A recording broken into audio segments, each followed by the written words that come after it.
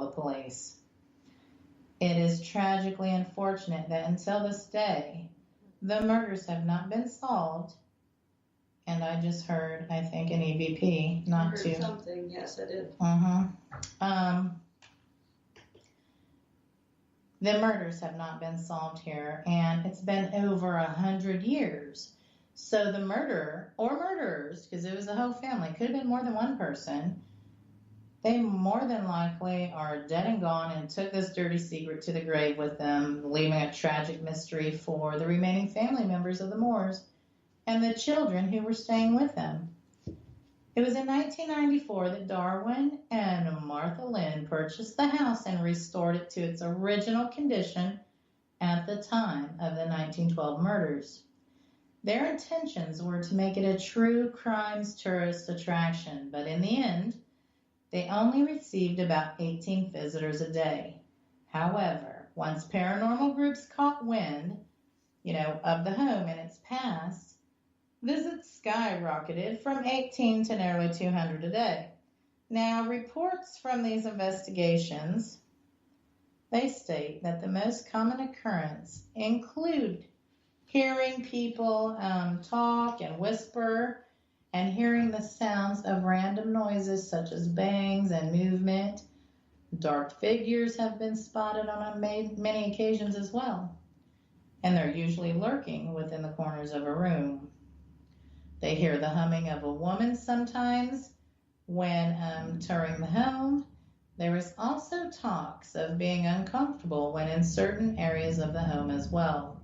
Now, to add to the mystery and even allure to this home, it was reported that on November 7th, 2014, a paranormal group had rented out the home for an investigation when around 12:45 a.m., which was the estimated time that the family was murdered, one of these investigators began stabbing himself.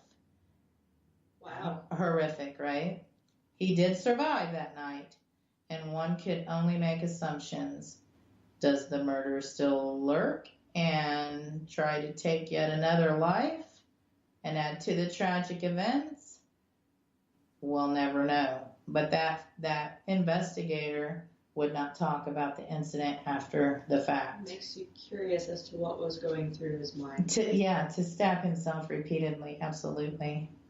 Well, next is the Joshua Ward House, and it's located at 148 Washington Street in Salem, Massachusetts. Now, this large brick mansion was built for a retired sea captain turned merchant, Joshua Ward, in the mid-1780s. Now, George Washington stayed here while visiting Salem in October 1789, the honored guest of Joshua Ward. And it was built on the land that once belonged to Sheriff George Corwin, a.k.a. the Strangler. Corwin was one of the most notorious interrogators and witch killers in American history. Oh, my. During his time as the sheriff, he made a reputation for himself as being a sick, sadistic monster whose methods of interrogations were unusually cruel. Now, just as an example, his favorite method to get the supposed accused witch to admit their guilt was to tie them from their necks to their ankles until a fountain of blood would rush from their nose. Horrible. That is horrible. And another famous interrogating skill he used often included torturing the prisoner for hours and then crushing them to death with a large rock afterwards.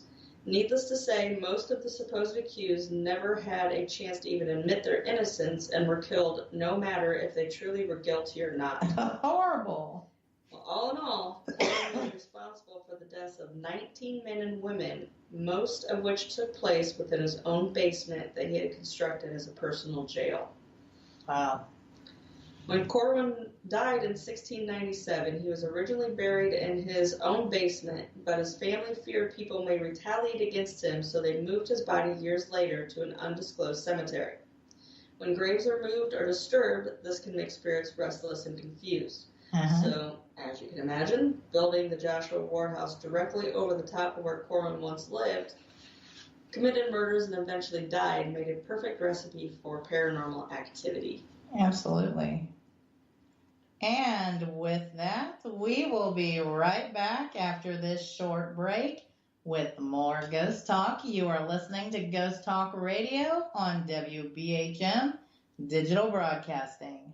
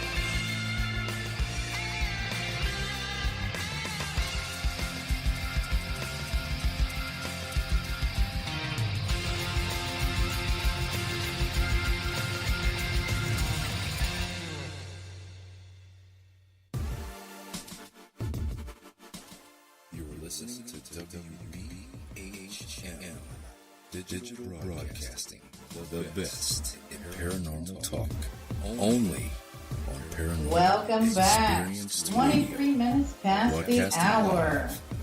You are listening to Ghost Talk Radio with me as your host, Shelley Robertson, and joining me is Kristen Boyd. And if you just tuned in, we have been discussing haunted crime scenes. And if you missed the first part of the show, no worries, folks. You can catch the show archive on Spreaker, Google Play, and iTunes at your leisure. I invite all our listening friends to join us in chat at wbhm-db.com, where you can ask us any questions you may have. I also want to remind everyone, all of the places we are talking about this evening are real locations, and many are still standing. I want to advise, please do not visit any of these places without proper permissions, as trespassing is against the law, which could get you arrested and a hefty fine. Now, prior to break, we were talking about the Joshua Ward house, and we didn't quite make it to the actual hauntings of that house. So how about you carry on with that? That is so interesting. Okay, so what people have come encountered with, they have had burning scratches on their arms and backs. And oh my. A lot of visitors have reported that. There have also been accounts of 3 main spirits that haunt there. The Strangler himself has let it be known that he is present by choking people visiting the home. Oh my. Unpleasant. Yes. Another spirit is said to be of Giles Corey, a man who was tortured and killed by Corwin after being accused of being a warlock. Now, it is said he is accountable for trash cans being knocked over, books being pulled from their shelves, cold spots, and the candles that are found in a puddle of melted wax, even though they have never been lit. Now, the third and most famous spirit recorded in this home is that of an innocent woman who was accused and killed for being a witch. Now, her apparition has been caught in pictures that have been taken Her most notable appearance is her wild black hair that seems to float around her. Now, I had also heard that someone has actually captured that photograph. So I was looking to see if I could find that photograph, and I haven't found it, but I would like to see it. It's creepy, because I have seen it. And so where does that take us next, Kristen? It takes us to the Grimes sisters. Mm-hmm. This one's kind of creepy and interesting. So the crime scene and haunting on the German Church Road in Chicago, Illinois. There's a huge story to this one as well, and a couple books have even been written about these two girls and this horrid crime that was committed. But again, we'll be touching bases on the key points of this story. On the night of December 28, 1956, 15-year-old Barbara and 13-year-old Patricia Grimes ventured out to see the Elvis movie, Love Me Tender. Now, unfortunately, they never made it back home. It wasn't until 3 weeks later their bodies were found dumped on the side of the road in the middle of nowhere. Now, a construction worker came across their bodies, frozen and completely naked, lying in a position that suggested that they had been thrown from a movie. Oh, how horrible. Well, Barbara's chest was covered in shallow stab wounds, but none of which was bad enough to be the cause of her death. In fact, it actually was never clear at all what had actually killed them. Interesting. Now, here's where the tragic story of these sisters gets weird and even paranormal. So multiple witnesses confirmed seeing the sisters board the bus to head back home from the movies, only for them to get off halfway through the trip. Just a few short minutes later, two boys claimed seeing them laughing and giggling with each other just 2 blocks away from their home. Then a security guard claimed that they had stopped and asked them for directions the morning of the 29th. That's supposedly after they've been dead. Exactly. Well, a classmate then claimed to have seen them that evening from a restaurant window walking with 2 unknown girls. Then on December 30th, 2 separate employees stated that they checked into a nearby Claremont hotel. Now, considering that the autopsy report placed their time of death within 5 hours of leaving their home from the movie on December 28th, these reported sightings and encounters are quite unexplainable and even a bit bizarre. Absolutely, they are. That's not all. Actually, on January 14th, a week before the girls' bodies were discovered, the phone of Patricia's classmate Sandra rang sometime around midnight. Sandra's mother answered, but the caller hung up. A few short minutes later, the phone rang again, but this time a small, frightened voice asked for Sandra. But before Sandra could get to the phone, the caller had hung up. Now, Sandra's mother swears that the voice was of Patricia Grimes, even though the autopsy would say that she had been dead more than 2 weeks at that point. Wow. So needless to say, this crime still boggles the minds of people that were surrounded by it, and it continues to be an unsolved crime. Yes, and I think we've heard of other crimes that have been unsolved where the people are living and they're getting old, and it's kind of heartbreaking because they want resolution, you know? They should be able to get that. Absolutely. Which brings us to the next haunted crime scene, and it's called the Sally House in Atchison, Kansas. It is also the birthplace of Amelia Earhart, and it holds a reputation of America's most haunted town, if you can believe the stories that are told about the old houses that are along the squares of the streets. Now, one house in particular, it sits at 508 North 2nd Street, and it has been written about, featured on TV shows, and has been a magnet for psychics of all kinds since the events that happened there happened. Now, this house also became known as the Heartland Ghost, which that happened from 1990 to 94. It is said that in 1906, Dr. Charles Feeney awoke to an urgent knock on his door. At the door stood a desperate mother with a very ill daughter Now, Finney, after examining the girl and finding an infected growth on her abdomen,